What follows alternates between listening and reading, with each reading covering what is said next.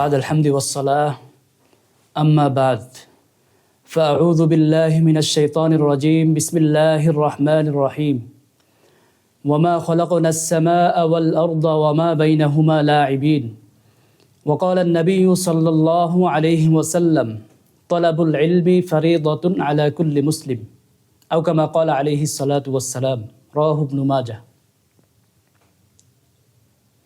সমস্ত প্রশংসা আল্লাহ তাআলার জন্য, যিনি আমাদেরকে ইলম দান করেছেন, শিক্ষা দিয়েছেন কলমের মাধ্যমে, জীবন পরিচালনার জন্য প্রদান করেছেন শরীয়তের সুস্পষ্ট দিক নির্দেশনা। দুরূদ সালাম ও রহমত বর্ষিত হোক হযরত মুহাম্মদ সাল্লাল্লাহু আলাইহি ওয়াসাল্লামের উপর, যার মাধ্যমে মানব জাতি ন্যায় ইনসাফ ও ইসলামী বিধিবিধানের পরিপূর্ণ রূপরেখা লাভ করেছে। ইসলাম একটি পরিপূর্ণ জীবন ব্যবস্থা।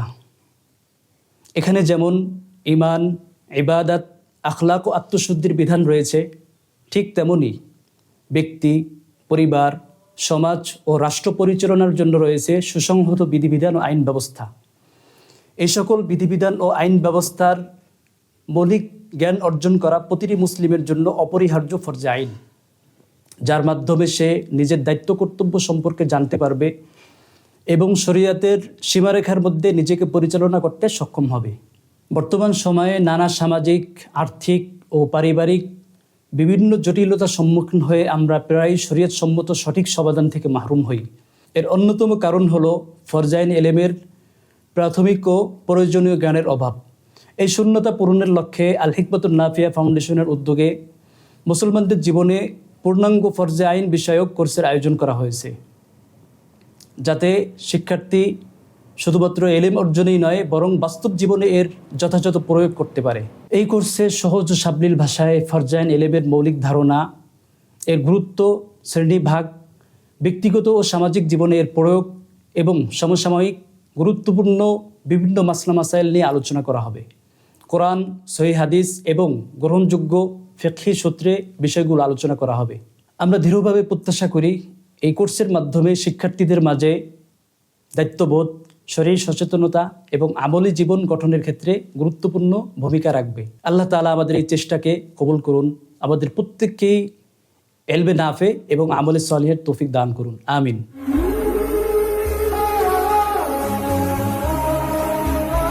আমরা এখন ফরজে আইনের পরিচিতি এবং এর মৌলিক ধারণা যাতে হয় এই বিষয়ে কিছু আলোচনা করব।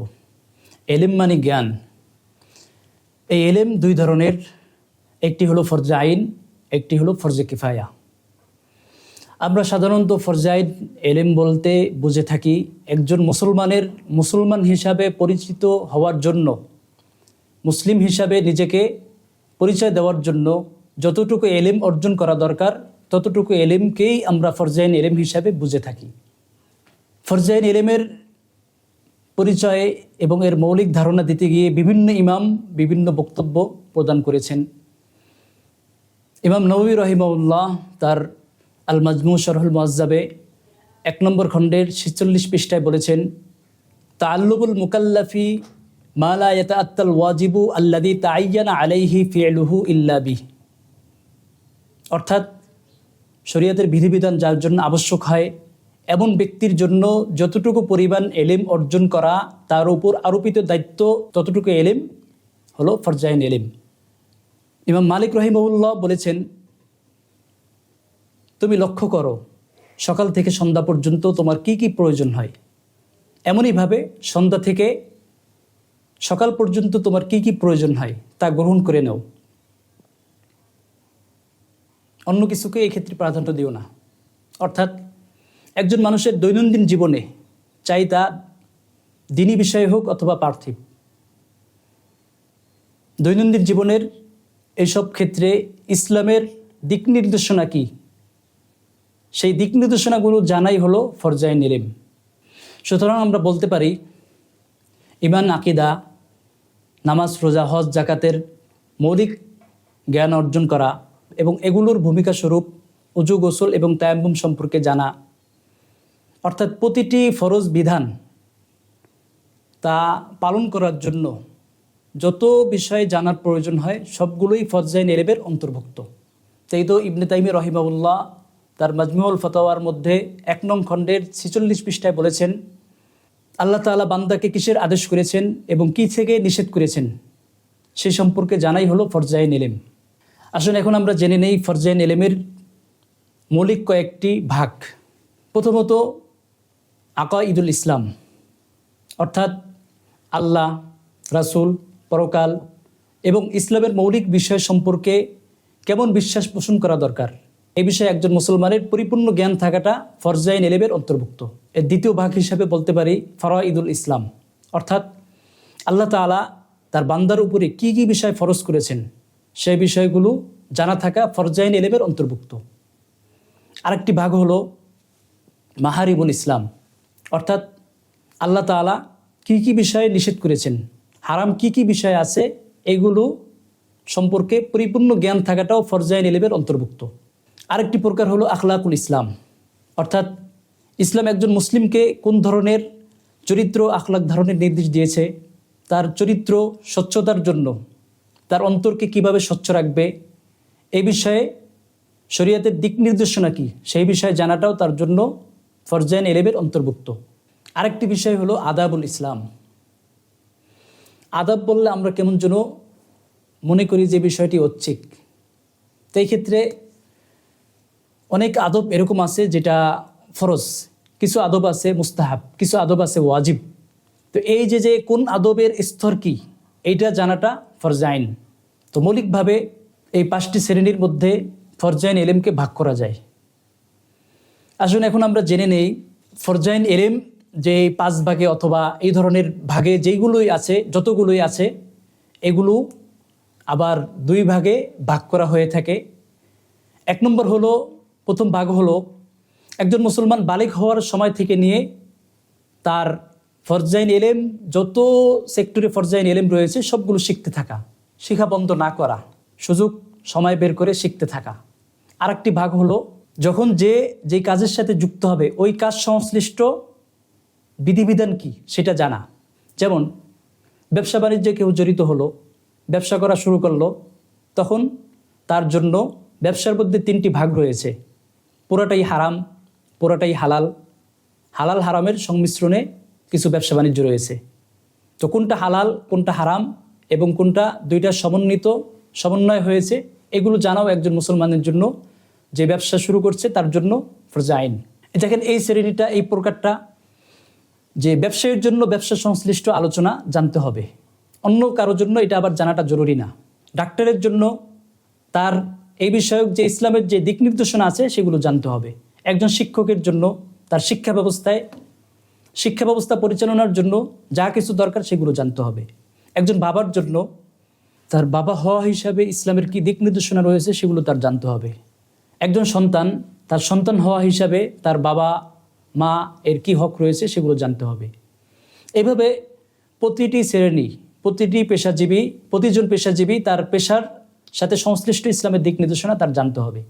দেখেন এখানে 2টি বিষয়, একটি হলো যে বালেগ হওয়ার পর থেকেই তার জানাটা অব্যাহত রাখতে হবে যে মাহারিবুল ইসলাম, ইসলামের হারাম কাজগুলো কি, এবং আকাঈদুল ইসলাম, ইসলামের কি কি বিষয় আকীদা হিসাবে, বিশ্বাস হিসাবে আমাদের পোষণ করতে হবে, আদাবুল ইসলাম, ইসলামের কি কি আদব রয়েছে সেগুলো, ফরাঈদুল ইসলাম, ইসলামের ফরজ বিধান কি কি রয়েছে, এই ধরনের যে ভাগগুলো আছে এগুলো বালেগ হওয়ার পর থেকেই শিখতে থাকতে হবে, শিক্ষা বন্ধ করা যাবে না। এখন সুযোগ আসছে এখন শিখবো, আবার সুযোগ নেই শিক্ষা বন্ধ থাকবে, এরপরে আবার সুযোগ আসবে আবার শিখবো, এইভাবে শেখাটা অব্যাহত রাখতে হবে।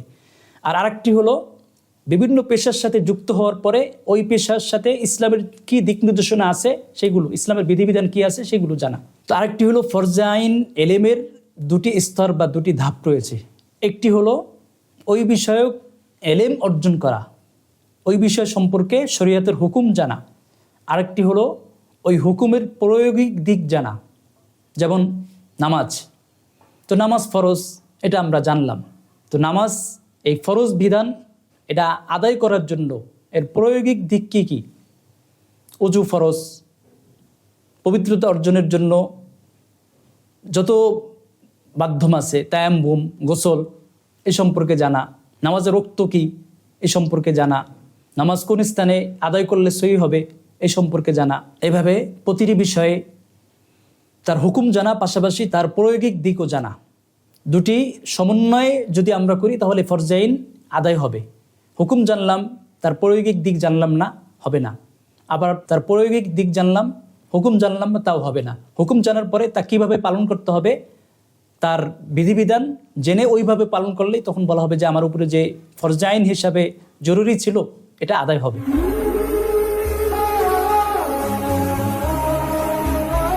আসসালামু আলাইকুম রহমতুল্লাহ। এই পর্বে আমরা আলোচনা করব এলেম অর্জনের গুরুত্ব নিয়ে। এলেম অর্জনের অনেক গুরুত্ব রয়েছে। ইসলাম সকলকে এলেম অর্জনের প্রতি উৎসাহিত করেছে, এমনকি নির্দিষ্ট একটি পরিমাণ সকলের জন্য ফরজ করে দিয়েছে। তাই তো সুনান ইবনে মাজার 224 নং হাদিসে রাসূলুল্লাহ সাল্লাল্লাহু আলাইহি ওয়াসাল্লাম বলেছেন, তলাবুল ইলমি ফরিদাতুন আলা কুল্লি মুসলিম। প্রতিটি মুসলমানের জন্য এলেম অর্জন করা ফরজ।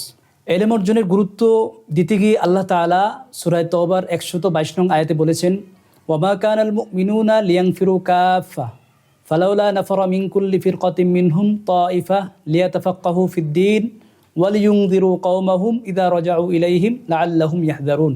মুমিনদের জন্য এটা উচিত নয়, শোভনীয় নয় যে তারা সকলেই সর্বদা একসাথে জিহাদের জন্য বের হয়ে যাবে। বরং কেন এমন হয় না যে তাদের প্রতিটি বড় দল থেকে একটি অংশ বের হবে, যাতে যারা বের হয়নি তারা এলেম অর্জনে লিপ্ত থাকতে পারে, এবং যখন কওমের ওই সমস্ত লোক যারা জিহাদে যায়নি তাদের কাছে ফিরে আসবে তখন তারা তাদেরকে সতর্ক করবে, ফলে তারা সতর্ক হবে।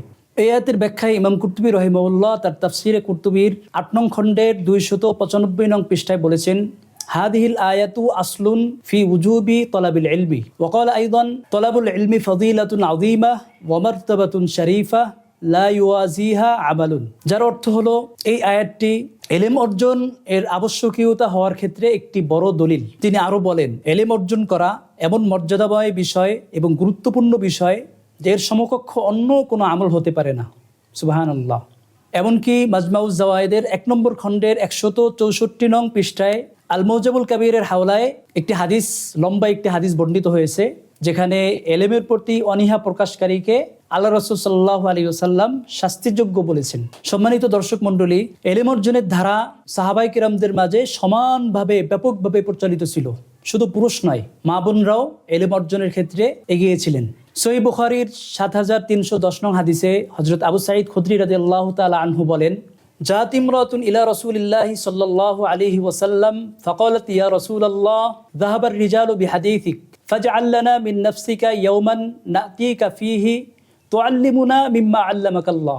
ফাকালা রাসূলুল্লাহ সাল্লাল্লাহু আলাইহি ওয়াসাল্লাম ইজতামি'না ফি ইয়াওমি কাযা কাযা ওয়া ফি মাকানি কাযা ওয়া কাযা।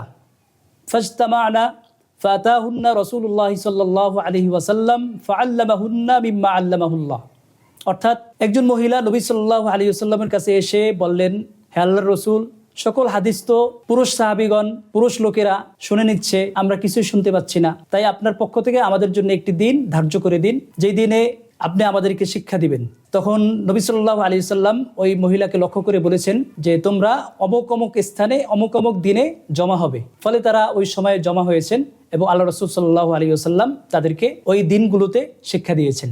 সহিহ মুসলিমের 332 নং হাদিসে আম্মাজান হযরত আয়েশা সিদ্দিকা রাদিয়াল্লাহু তাআলা আনহা আনসারী নারী সাহাবীদের প্রশংসা করতে গিয়ে বলেন, নি'মান নিসাউ নিসাউল আনসার লাম ইয়াকুন ইয়ামনাউহুন্নাল হায়াউ আইয়াতাফাক্কাহনা ফিদ্দীন। নারীদের মধ্যে আনসারী নারীগণ কতই না উত্তম যে লজ্জা শরম তাদেরকে এলেম অর্জন করা থেকে বিরত রাখে না। সুবহানাল্লাহ। আল ইকদুল ফরিদ 1 নং খণ্ডের 176 নং পৃষ্ঠায় হযরত আয়েশা সিদ্দিক রাদিয়াল্লাহু তাআলা আনহা বলেন, যখন কোনো আয়াত নাজিল হতো তখন আমরা তার হুবহু শব্দ মুখস্থ না করে তার মধ্যে থাকা হালাল হারাম আমরা হিফজ মুখস্থ করে নিতাম। আমাদের এই আলোচনা থেকে এলেম অর্জনের গুরুত্ব স্পষ্টভাবে ফুটে ওঠে। সাহাবায়ে কেরাম শুধু পুরুষ সাহাবী নন, নারী সাহাবায়ে কেরামও এলেম অর্জনের ক্ষেত্রে পিছিয়ে ছিলেন না। আল্লাহ তাআলা আমাদেরকে এলেম অর্জন করে, বিশেষত ফরজাইল এলেম অর্জন করে এর গুরুত্ব অনুধাবন করে দুনিয়া আখিরাতে সফলকাম হওয়ার তৌফিক দান করুন, আমিন।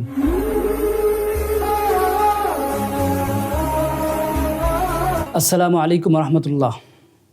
আজকে আমরা এলেমের প্রয়োজনীয়তা নিয়ে আলোচনা করব। আল্লাহ তাআলা কোনো কিছুকেই অনর্থক সৃষ্টি করেননি। সূরা আম্বিয়ার 16 নং আয়াতে তিনি বলেছেন, ওয়ামা খলাকনাস সামাআ ওয়াল আরদা ওয়ামা বাইনাহুমা লাঈবিন। আমি আসমান জমিন এবং এই দুইয়ের মাঝে যা কিছু আছে কোনো কিছু অনর্থক সৃষ্টি করিনি। আল্লাহ তাআলার সৃষ্টিকুলের মাঝে সর্বপ্রেক্ষা শ্রেষ্ঠ সৃষ্টিকুল হলো মানব জাতি। আল্লাহ তাআলা মানব জাতিকে ইবাদত এবং তার দাসত্ব প্রকাশের জন্য সৃষ্টি করেছেন। সূরা জারিয়ার 56 নং আয়াতে আল্লাহ বলেছেন, ওয়ামা খলাকতুল জিন্না ওয়াল ইনসা ইল্লা লিয়াবুদুন। আমি জিন ইনসানকে ইবাদত করার জন্য সৃষ্টি করেছি। সম্মানিত দর্শক মণ্ডলী, আসলে ইবাদত কি? ইবাদত হলো আল্লাহ তাআলার পক্ষ থেকে তার রাসূলের মাধ্যমে আল্লাহ তাআলা যে শরীয়ত প্রবর্তন করেছেন তা পালন করা, তা যথাযথভাবে পালন করা, এবং ইসলাম যে আদেশ নিষেধের বিধানাবলী দিয়েছে তা পালনের দায়িত্ব গ্রহণ করা। এখন বিষয় হলো, আল্লাহ তাআলা যে মানব জাতিকে সৃষ্টি করেছেন ইবাদত করার জন্য, তো ইবাদত না করে কেউ যদি তার অবাধ্যতা করে আল্লাহ তাআলাকে এমনিতেই ছেড়ে দিবেন? তো এই বিষয়ে সূরা কিয়ামার 36 নং আয়াতে আল্লাহ বলেছেন, আয়াহসাবুল ইনসানু আইয়ুতরাকা সুদা। মানুষ কি মনে করে যে তাকে এমনিতেই ছেড়ে দেওয়া হবে? এই আয়াতের ব্যাখ্যায় ইমাম শাফিঈ রহিমাহুল্লাহ তার বিখ্যাত কিতাব কিতাবুল এর 7 নং খণ্ডের 297 নং পৃষ্ঠায় বলেছেন, আয়াতে উল্লেখিত সুদা শব্দের অর্থ হলো আদেশ নিষেধ ব্যতিরেকে ছেড়ে দেওয়া। কোরআনের পরিপূর্ণ জ্ঞান অর্জনকারী অনেক ওলামায়ে কেরাম এই ব্যাখ্যা প্রদান করেছেন। অর্থাৎ আল্লাহ তাআলা মানব জাতিকে ইবাদত এবং তার দাসত্ব না করলে এমনিতেই ছেড়ে দিবেন না, বরং শাস্তির আওতায় আনবেন। এখন কথা হলো, আল্লাহ তাআলা মানব জাতিকে যে ইবাদত করার জন্য সৃষ্টি করেছেন, তার দাসত্ব প্রকাশের জন্য সৃষ্টি করেছেন, এর আসলে উদ্দেশ্য কি? আল্লাহ তাআলা দুনিয়ার জীবনে মানব জাতিকে তার দাসত্ব বাস্তবায়নের নির্দেশ দিয়েছেন। এই দাসত্ব বাস্তবায়নের সাথেই বান্দার ইহকালীন এবং পরকালীন সফলতা, মুক্তি এবং ব্যর্থতা সম্পৃক্ত। আল্লাহ তাআলা সূরা নিসার 13 এবং 14 নং আয়াতে বলেছেন, তিলকা হুদুদুল্লাহ ওয়া মান ইউতিইল্লাহা ওয়া রাসূলাহু ইউদখিলহু জান্নাতিন তাজরি মিন তাহতিহাল আনহারু খালিদিনা ফিহা আবাদা যালিকাল ফাওজুল আযীম ওয়া মান ইয়াসিল্লাহা ওয়া রাসূলাহু ইউদখিলহু নারান খালিদান ফিহা ওয়া লাহু আযাবুম মুহিন। এগুলো আল্লাহ তাআলার সীমারেখা। যে ব্যক্তি আল্লাহ এবং তার রাসূলকে মেনে চলবে, আল্লাহ তাআলা তাকে এমন জান্নাতে প্রবেশ করাবেন যার তলদেশ দিয়ে নহর প্রবাহিত থাকবে, সেখানে সে চিরকাল থাকবে। এটি বড় সফলতা।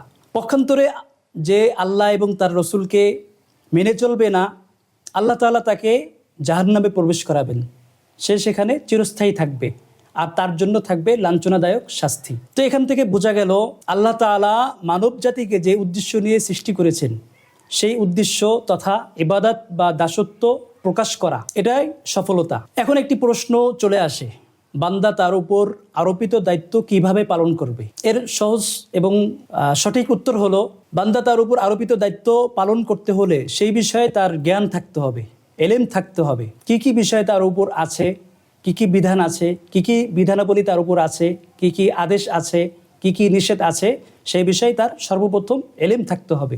এজন্যই মানুষ এলেম শিখার প্রতি মুখাপেক্ষী হয়, এলেম শিখতে হয়। এলেম শিখাটা এজন্যই গুরুত্বপূর্ণ, কারণ আল্লাহ তাআলা বান্দাকে যে সমস্ত বিধিবিধান দিয়েছেন, যে সমস্ত বিধিবিধানের মাধ্যমে আল্লাহ তাআলার দাসত্ব প্রকাশ পায়, তো সেই বিধিবিধান যদি তার জানা না থাকে, তাহলে কিভাবে সে তার সফলতার যে মাপকাঠি দাসত্ব প্রকাশ করা, তো বিধিবিধান সম্পর্কে জানা না থাকলে সে কিভাবে তার সফলতার মাপকাঠি দাসত্ব প্রকাশ করবে? সেই বিধিবিধান সম্পর্কে তার আগে জানতে হবে। তো এই জানার নামেই হলো এলিম। মোট কথা হলো যে আল্লাহ তাআলা মানব জাতিকে সৃষ্টি করার পিছনে যে উদ্দেশ্য, দাসত্ব প্রকাশ করা, ইবাদত করা, তো এই ইবাদত করা বা দাসত্ব প্রকাশ করা, এটা পাওয়া যেতে হলে সর্বপ্রথম যে বিষয়টি প্রয়োজন, বিধিবিধান সম্পর্কে জ্ঞান লাভ করা, এলেম অর্জন করা। তো এলেম অর্জন করাটা আল্লাহ তাআলার দাসত্ব প্রকাশ করার জন্য প্রথম এবং প্রধান বিষয়। তো এখান থেকে এলেম শিখার গুরুত্ব, প্রয়োজনীয়তা আমাদের সামনে একেবারে স্পষ্ট হয়ে গেল। তাই তো তারিখে তবারি 6 নম্বর খণ্ডের 572 পৃষ্ঠায় ওমর ইবনে আব্দুল আজিজ রহিমাহুল্লাহ বলেছেন, মান আমিলা আলা গায়রি ইলমিন কানা মিম্মা ইউফসিদু আকসারা মিম্মা ইউসলিহু। যে ব্যক্তি এলেম ছাড়া আমল করে, সে যতটুকু সঠিকভাবে আমল করবে তার চেয়ে বেশি বরবাদ হবে। নাউজুবিল্লাহ। তার মানে এলেম অর্জন করতে হবে, তারপরে আমল করতে হবে। এলেম অর্জনের ভিত্তিতে, জানার ভিত্তিতে যখন আমল করা হবে সেটা বিশুদ্ধ হবে। এই জন্য তো ইমাম বুখারী রাহিমাহুল্লাহ তার কিতাবে সহিহ বুখারীতে একটি শিরোনাম কায়েম করেছেন, বাবুল ইলমি ক্বাবলাল আমল, অর্থাৎ কোনো কথা বা কাজ এর শুদ্ধতার জন্য প্রধানতম শর্ত হলো ওই বিষয়ে ইলম থাকা। হাফেজ ইবনে হাজার আসকালানী রাহিমাহুল্লাহ তার এই অধ্যায়ের আনার পিছনে ব্যাখ্যা করতে গিয়ে তার ফাথুল বারীতে 1 নম্বর খণ্ডের 149 নম্বর পৃষ্ঠায় বলেছেন, ইমাম বুখারী রাহিমাহুল্লাহ এর মাধ্যমে বোঝাতে চেয়েছেন কথা ও কাজের শুদ্ধতার জন্য বিশুদ্ধ ইলম পূর্ব শর্ত। বিশুদ্ধ ইলম ছাড়া কোনো আমল, কোনো কথা গ্রহণযোগ্য নয়।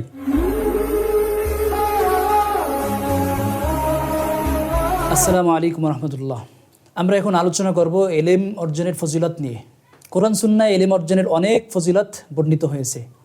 আল্লাহ তাআলা তার প্রিয় হাবিব সাল্লাল্লাহু আলাইহি ওয়াসাল্লামকে ইলম অর্জনের জন্য আদেশ দিয়েছেন এবং আল্লাহ তাআলার কাছে ইলম অর্জনের ক্ষেত্রে অনেক বেশি চাওয়ার পদ্ধতি শিখিয়ে সূরা তাহার 114 নং আয়াতে বলেছেন, ওয়াকুর রব্বি জিদনি ইলমা, আপনি বলুন হে আমার প্রতিপালক আপনি আমার ইলম বৃদ্ধি করে দিন। এই আয়াতটি ইমাম বুখারী রাহিমাহুল্লাহ তার সহিহ বুখারীর ইলমের ফজিলত সম্পর্কিত অধ্যায়ে এনেছেন। হাফেজ হাদিস ইবনে হাজার আসকালানী রাহিমাহুল্লাহ তার ফাথুল বারী শারহ সহিহ বুখারীর 1 নং খণ্ডের 14 পৃষ্ঠায় বলেছেন, এই আয়াতটি ইলম অর্জনের ক্ষেত্রে সুস্পষ্ট ফজিলত এবং প্রমাণ বহন করে। আল্লাহ তাআলা তার প্রিয় হাবিব হযরত মুহাম্মদ সাল্লাল্লাহু আলাইহি ওয়াসাল্লামকে দুনিয়ার কোনো জিনিস এর ক্ষেত্রে বেশি চাওয়ার ব্যাপারে নির্দেশ দেননি, একমাত্র ইলম অর্জনের ক্ষেত্রে ইলম বেশি চাওয়ার ক্ষেত্রে নির্দেশ দিয়েছেন। সূরা জুমার এর 9 নং আয়াতে আল্লাহ তাআলা তার প্রিয় হাবিব সাল্লাল্লাহু আলাইহি ওয়াসাল্লামকে লক্ষ্য করে বলেছেন, কুল হাল ইয়াস্তাউিল্লাযীনা ইয়া'লামুনা ওয়াল্লাযীনা লা ইয়া'লামুন ইন্নামা ইয়াতাযাক্কারু উলুল আলবাব, আপনি বলুন যারা জানে আর যারা জানে না উভয় কি বরাবর? কেবলমাত্র বোধসম্পন্ন লোকেরাই উপদেশ গ্রহণ করে। আল্লামা ইবনুল কাইয়িম রাহিমাহুল্লাহ মিফতাহু দারিস সাআদা কিতাবের 49 নং পৃষ্ঠায় বলেন, আল্লাহ তাআলা এই আয়াতের মাধ্যমে জ্ঞানী এবং মূর্খের মাঝে সমতাকে নাকচ করেছেন, যেভাবে জান্নাতি এবং জাহান্নামীদের মাঝে সমতাকে নাকচ করেছেন। এই আয়াতটি আহলে ইলমদের মর্যাদা এবং মাত্রাকে অনেক বৃদ্ধি করে দেয়। সহিহ বুখারীর 71 নং হাদিসে রাসূলুল্লাহ সাল্লাল্লাহু আলাইহি ওয়াসাল্লাম বলেছেন, মান ইউরিদিল্লাহু বিহি খায়রান ইউফাক্কিহু ফিদ্দীন, আল্লাহ তাআলা যার কল্যাণ চান তাকে দ্বীনের বিশেষ বুঝ দান করেন। সুবহানাল্লাহ, দ্বীনের বুঝ পাওয়া আল্লাহ তাআলার বিশেষ কল্যাণ প্রাপ্তর শামিল। সহিহ মুসলিমের 2699 নং হাদিসে আল্লাহ রাসূল সাল্লাল্লাহু আলাইহি ওয়াসাল্লাম বলেছেন, মান সালাকা তরিকান ইয়ালতামিসু ফীহি ইলমান সাহালাল্লাহু লাহু তরিকান ইলাল জান্নাহ, যে ইলম অর্জনের জন্য বের হয় আল্লাহ তাআলা তার জন্য জান্নাতের পথ সহজ করে দেন। আমাদের আলোচনা থেকে এই কথা দিবালোকের ন্যায় স্পষ্ট হয়ে যায় যে একমাত্র ইলমেই বৃদ্ধি কামনা করা যায়। আরেকটি বিষয় হলো আহলে ইলমগণ উপদেশ গ্রহণ করে থাকেন, ইলমের ধারক বাহকগণ উপদেশ গ্রহণ করে থাকেন। পাশাপাশি ইলমের ধারক বাহকগণ আল্লাহ তাআলার বিশেষ কল্যাণ প্রাপ্তিদের অন্তর্ভুক্ত হন এবং তাদের জন্য আল্লাহ তাআলা জান্নাতের পথ সহজ করে দেন। আল্লাহ তাআলা আমাদেরকে ইলমের কদর বুঝে ইলম শিখার, বিশেষত ফরজাইন ইলম শিখার তৌফিক দান করুন এবং আহলে ইলমদের মর্যাদা করে তাদের সাথে থাকার তৌফিক দান করুন, আমিন।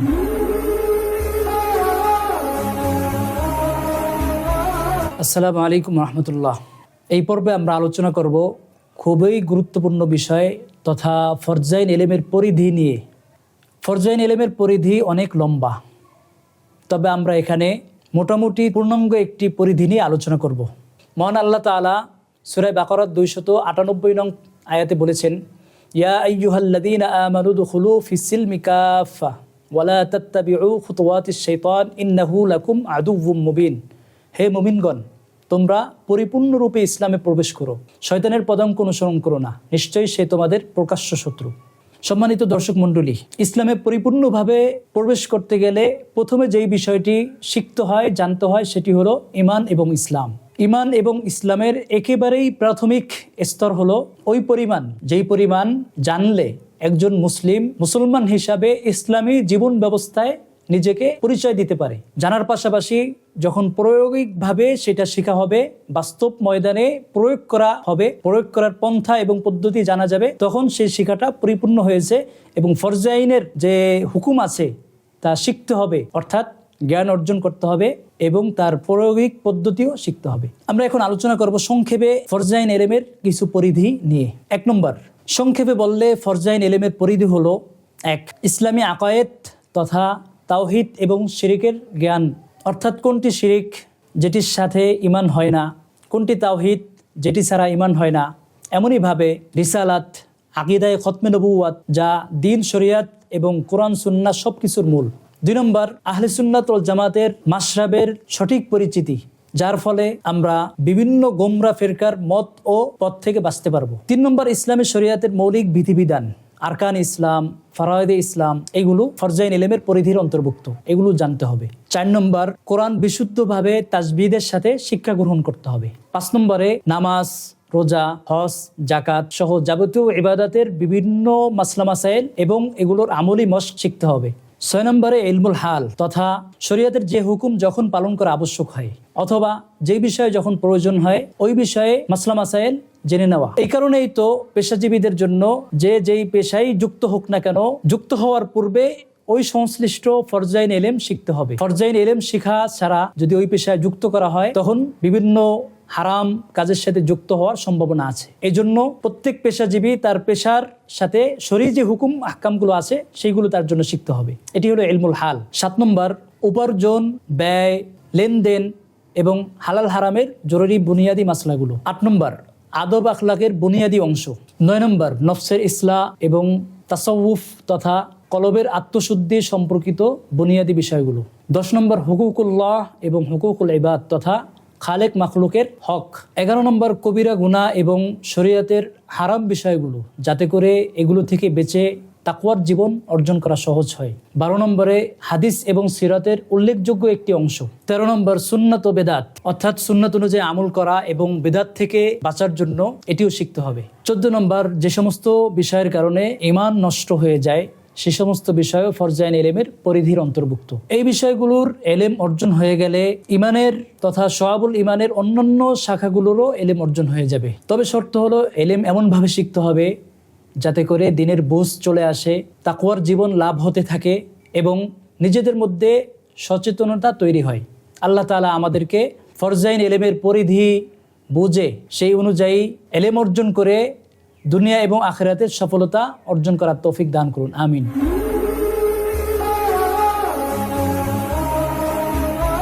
আসসালামু আলাইকুম রহমতুল্লাহ। এই পর্বে আমরা আলোচনা করব এলেম অর্জনের হুকুম নিয়ে, অর্থাৎ কখন কার উপর কি পরিমাণ এলেম অর্জন করা ফরজ। আমাদের সকলেরই জানা থাকার কথা, এলেম 2 প্রকার, একটি হলো ফরজাইন এলেম আর একটি হলো ফরজে কিফায়া এলেম। ফরজাইন এলেম এর পরিধি এবং ফরজাইন এলেমের মধ্যে অন্তর্ভুক্ত যত বিষয় আছে সেগুলো স্তরভেদে, কোনোটা বালেগ প্রাপ্তবয়স্ক হওয়ার পরে, কোনোটি প্রাপ্তবয়স্ক হওয়ার সাথে সাথে শিখতে হয়, আবার কোনোটি ওই সংশ্লিষ্ট বিষয়ে কাজ শুরু করার সাথে সাথে শিখতে হয়। তো ফরজাইন এলেম বলতে সেই সমস্ত বিষয়ের এলেম বোঝানো হয়ে থাকে যেগুলো প্রতিটি প্রাপ্তবয়স্ক মানুষের জন্য, মুসলমানের জন্য জানা জরুরি। আরেকটি প্রকার হলো ফরজে কিফায়া, অর্থাৎ দিনের গভীর এলেম, দিনের বিস্তারিত এলেম, ইসলামের সকল শাখা প্রশাখার দলিল এবং প্রমাণ সহকারে এলেম। এক কথায় বলতে গেলে ফরজে কিফায়া এলেম হলো এলেমের ওই স্তর যেটির মাধ্যমে নতুন নতুন সৃষ্ট বিষয়ের সমাধানে পৌঁছা যায়। এই স্তরের এলেম ফরজে কিফায়া এলেম, এটা সকলের শেখাটা ফরজ নয়, তবে একটি দল এরকম থাকা জরুরি যারা কোরআন হাদিসের বিস্তারিত এলেম অর্জন করবে, নতুন নতুন সৃষ্ট বিষয়ের সমাধান দিতে সক্ষম হবে এবং অন্যরা তাদের কাছে তাদের যাবতীয় বিষয়ের জন্য তাদের কাছ থেকে সমাধান নিতে পারবে। তো সংক্ষেপে বললে এটা বলা যায় যে ফরজাইন এলেম এর ক্ষেত্রে যতটা স্তর আছে, ফরজাইন এলেমের অধীনে এর পরিধি যত বিস্তারিত সবগুলো শিক্ষা করা ফরজ।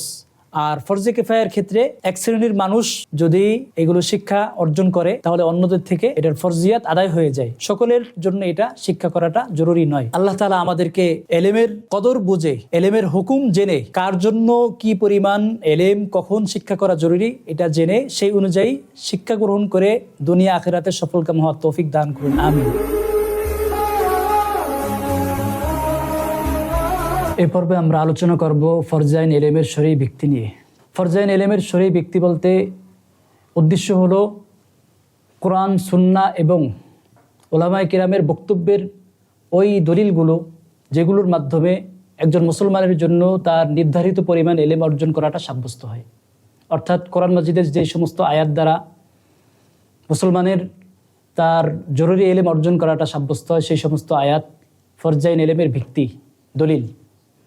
হাদিস নববী থেকে যে সমস্ত হাদিসগুলো দ্বারা একজন মুসলমানের জরুরি এলেম অর্জন করাটা, যেই পরিমাণ জরুরি এলেম অর্জন করাটা জরুরি, সেটা সাব্যস্ত হয় ওই হাদিসগুলো ফরজাইন এলেমের ভিত্তি। এমনইভাবে ওলামায়ে কেরামের বক্তব্য থেকে যে সমস্ত বক্তব্য সংশ্লিষ্ট বিষয়ে দলিল হতে পারে, সেগুলো ফরজাইন এলেমের ব্যক্তির অন্তর্ভুক্ত। কোরআনের অসংখ্য আয়াত থেকে একটি আয়াত পেশ করাটা মুনাসিব মনে করছি। সূরা মুহাম্মাদের 19 নং আয়াতে আল্লাহ তাআলা বলেন, ফাআলাম আন্নাহু লা ইলাহা ইল্লাল্লাহ, তুমি জেনে রাখো আল্লাহ ছাড়া কোনো মাবুদ নেই। উল্লেখিত আয়াতের মাধ্যমে আল্লাহ তাআলা আকীদা সংশ্লিষ্ট যে ফরজাইন রয়েছে সেগুলো জানার ব্যাপারে নির্দেশনা দিয়েছেন। আরেকটি আয়াত সূরা তাওবার 122 নং আয়াতে আল্লাহ তাআলা বলেছেন, ওয়ামা কানাল মুমিনুনা লিয়ানফিরু কাফা ফালাউলা নাফারা মিন কুল্লি ফিরকাতিন মিনহুম তাইফাতুল লিয়াতাফাক্কাহু ফিদ-দীন ওয়া লিয়ুনযিরু কওমাহুম ইযা রাজাউ ইলাইহিম লাআল্লাহুম ইয়াহযারুন। মুমিনদের জন্য এটাও সমীচীন নয় যে তারা সর্বদা একসাথে জিহাদে বের হয়ে যাবে। সুতরাং এমন কেন হয় না যে তাদের প্রতিটি বড় দল থেকে একটি অংশ জিহাদে বের হবে, যাতে যারা জিহাদে যায়নি তারা দ্বীনের জ্ঞান অর্জনের চেষ্টা অব্যাহত রাখবে, এবং যখন তাদের কওমের সেই সব লোক যারা জিহাদে গিয়েছে তাদের কাছে ফিরে আসবে, তখন তারা তাদেরকে সতর্ক করবে, ফলে তারা সতর্ক হবে। এই আয়াতের মাধ্যমে মুফাসসিরিনে কেরাম এবং উলামায়ে কেরাম বলেছেন যে একজন মুসলমানের এলেম অর্জনের, ফরজাইন এলেম অর্জনের যে আবশ্যকীয়তা রয়েছে তা এই আয়াত দ্বারা সাব্যস্ত হয়। এই ধরনের কোরআনে অনেক আয়াত রয়েছে যেগুলো মুসলমানের আবশ্যকীয় এলেম অর্জনের ব্যাপারে দলিল হতে পারে। অসংখ্য হাদিস থেকে এখানে একটি হাদিস পেশ করাটা মুনাসিব মনে করছি। রাসূলুল্লাহ সাল্লাল্লাহু আলাইহি ওয়াসাল্লাম বলেছেন, তলাবুল ইলমি ফারিদাতুন আলা কুল্লি মুসলিম, প্রত্যেক মুসলমানের জন্য এলেম অর্জন করাটা ফরজ। মুহাদ্দিসিনে কেরাম এই হাদিসের ব্যাখ্যায় বলেছেন, এখানে এলেম দ্বারা ফরজাইন এলেম উদ্দেশ্য, অর্থাৎ ফরজাইন এলেম এর মধ্যে যতগুলো দিক আছে, ফরজাইন এলেমের অন্তর্ভুক্ত যত বিষয় আছে, এগুলো শিক্ষা করা একজন মুসলমানের জন্য মুসলমান হিসাবে ফরজ। অনেক উলামায়ে কেরাম সংশ্লিষ্ট বিষয়ে কথা বলেছেন। তাদের মধ্যে ইমাম গাজালি রহিমাহুল্লাহ বলেছেন, যে এলেম ছাড়া ফরজ আদায় হয় না সেই এলেম অর্জন করাটা ফরজ। অর্থাৎ ফরজ বিধান যেগুলো আছে, একটা বান্দার যে সমস্ত বিধান আল্লাহর পক্ষ থেকে ফরজ, তার উপরে যে সমস্ত বিধান আল্লাহর পক্ষ থেকে ফরজ, সেগুলো অর্জন করতে গেলে যে এলেম লাগবে সেই এলেম অর্জন করাটাও ফরজ। ইমাম নববী রাহিমাহুল্লাহ বলেছেন, প্রত্যেক মুসলিমের জন্য তার আকীদা, নামাজ, রোজা, লেনদেন, হালাল হারাম সম্পর্কিত প্রয়োজনীয় জ্ঞান অর্জন করাটা ফরজ। অর্থাৎ তার যে আকীদা আছে, ইবাদত আছে, মুআমালা আছে, মুআশারা আছে, আখলাক আছে, আদব আছে, এই সংশ্লিষ্ট যে ফরজাইন এলেম যেটা আছে সেটা তার জন্য অর্জন করাটা ফরজ। তো এই আলোচনা থেকে আমরা বুঝতে পারলাম ফরজাইন এলেমের ব্যক্তি হলো কোরআন, সুন্নাহ এবং ইজমায়ে উম্মত, কোরআনের এবং হাদিসের এবং উলামায়ে কিরামের বক্তব্য ফরজাইন এলেমের ভিত্তি। আল্লাহ তাআলা আমাদেরকে ফরজাইন এলেম শিখে পরকালে মুক্তি পাওয়ার তৌফিক দান করুন, আমিন।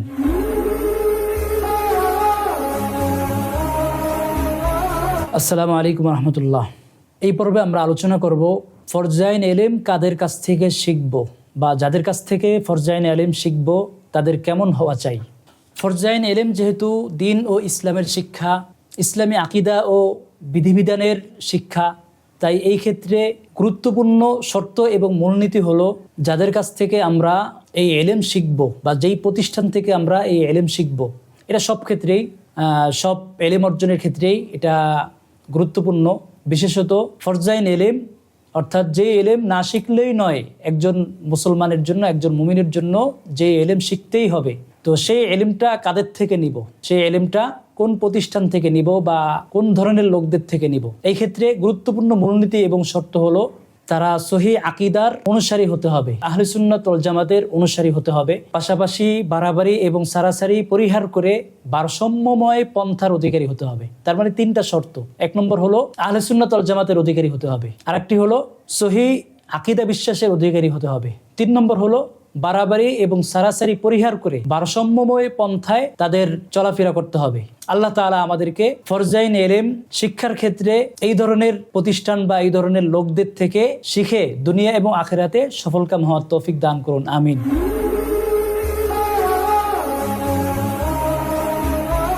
আমাদের কোর্স সম্পর্কে জরুরি কিছু কথা। কোর্সের নাম মুসলমানদের জীবনে পূর্ণাঙ্গ ফরজাইন এলেম। কোর্সের ধরন সহজ, তাত্ত্বিক ও প্রয়োগমূলক। যাদের জন্য এই আয়োজন: মাদ্রাসার শিক্ষার্থী, সাধারণ শিক্ষিত মুসলিম শিক্ষার্থী এবং সাধারণ জনগণ। কোর্সের সময়কাল মোট 24 মাস 48 ক্লাসের মাধ্যমে শেষ করার চেষ্টা করা হবে ইনশাআল্লাহ। প্রতি মাসে 2টি করে ক্লাস হবে। প্রতি ক্লাস 30 থেকে 40 মিনিটের মধ্যে শেষ করা হবে। কোর্সের উদ্দেশ্য: এই কোর্স সম্পন্ন করার মাধ্যমে শিক্ষার্থীরা ফরজে আইনের সঠিক সংজ্ঞা ও শরীয়ী ভিত্তি বুঝতে পারবে, ব্যক্তিগত, পারিবারিক ও সামাজিক জীবনে ফরজে আইন নির্ধারণ করতে সক্ষম হবে, ফরজে আইন ও ফরজে কিফায়ার পার্থক্য নির্ণয় করতে পারবে, সমসাময়িক বাস্তবতায় ফরজে আইন প্রয়োগে সচেতন হবে, দ্বীনি দায়িত্ব পালনে অগ্রাধিকার নির্ধারণের যোগ্যতা অর্জন করবে। কোর্স শেষে শিক্ষার্থীরা যা পাবে: ফরজে আইন সম্পর্কিত মৌলিক ও প্রয়োজনীয় মাসলা ব্যাখ্যা করতে পারবে, দৈনন্দিন জীবনে ফরজে আইন শনাক্ত ও প্রয়োগ করতে পারবে, দলিল ভিত্তিক আলোচনায় অংশগ্রহণে সক্ষম হবে। আমাদের এই কোর্সের সিলেবাস কয়েকটি ভাগে বিভক্ত। প্রথমত ফরজে আইন। এখানে থাকবে ফরজে আইন সংজ্ঞা ও পরিভাষা, ফরজে আইনের শরঈ ভিত্তি, ফরজে আইন শেখার বিধান ও গুরুত্ব, সাহাবা ও সালাফের দৃষ্টিতে ফরজে আইন। দ্বিতীয় ভাগে থাকবে ফরজে আইনের শ্রেণীভাগ, ফরজে আইন ও ফরজে কিফায়া, ফরজে আইন ও ওয়াজিবের পার্থক্য, এলবে দ্বীনের স্তরভেদে ফরজে আইন, ব্যক্তিভেদে ফরজে আইনের পরিবর্তন। আরেকটি ভাগ হলো আকিদা ও ইবাদাতে ফরজে আইন। এখানে থাকবে শুদ্ধ আকিদা অর্জনের ফরজিয়াত বা আবশ্যকতা, তাওহীদ, শিরক ও বিদআত সংক্রান্ত ফরজে আইন, সালাত, সওম, যাকাত ও হজে প্রয়োজনীয় ফরজে আইন, ভুল আকিদা ও ইবাদতের ক্ষতিকর প্রভাব। আরেকটি ভাগে থাকবে মুআমালাত ও মুআশারাতে ফরজে আইন। এখানে আছে হালাল হারাম উপার্জনে ফরজে আইন, ক্রয় বিক্রয়, ঋণ ও আমানত সংক্রান্ত ফরজে আইন, পারিবারিক জীবন তথা নিকাহ, তালাক, ভরণ পোষণে ফরজে আইন, সামাজিক আচরণ ও অধিকারে ফরজে আইন। আরেকটি ভাগে থাকবে সমসাময়িক বিষয়ে ফরজে আইন। এখানে আছে আধুনিক পেশা ও ফরজে আইন, মিডিয়া, প্রযুক্তি ও ফরজে আইন, রাষ্ট্র ও নাগরিক জীবনে ফরজে আইন, প্রচলিত ভুল ধারণা ও তার সংশোধন। এগুলো আমাদের কোর্সের মৌলিক বিষয়। প্রতিটি বিষয়ে আলোচনার ক্ষেত্রে আরও কিছু সংযোজন হবে, বিয়োজন হবে। কোরআন হাদিসের আলোকে বিষয়গুলো সুন্দরভাবে আমরা পেশ করব। আল্লাহ তাআলা আমাদের প্রত্যেককে তার দিন বুঝে সেই অনুযায়ী আমল করে পরকালে মুক্তি পাওয়ার তৌফিক দান করুন। আমিন।